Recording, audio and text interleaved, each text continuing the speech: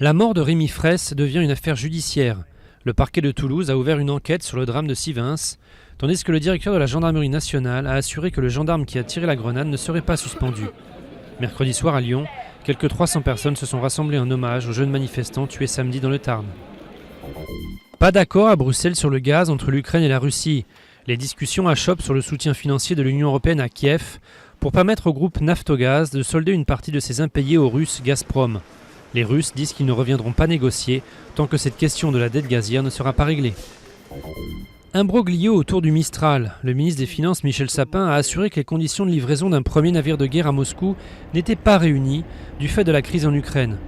Mais mercredi, la Russie avait affirmé qu'elle recevrait mi-novembre le premier Mistral vendu par la France. Journée à haut risque à Ouagadougou. Le président Blaise Compaoré veut faire voter au Parlement une révision constitutionnelle qui lui ouvrirait la voie d'un 5e mandat, voire plus. Mais les Burkinabés, notamment les jeunes, ne veulent pas d'un président à vie.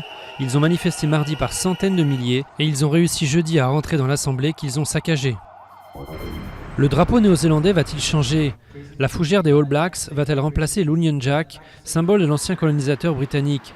C'est en tout cas la préférence du Premier ministre John Key, confortablement réélu pour un 3e mandat et qui a choisi de consulter ses citoyens à ce sujet lors de 2 référendums en 2015 puis 2016.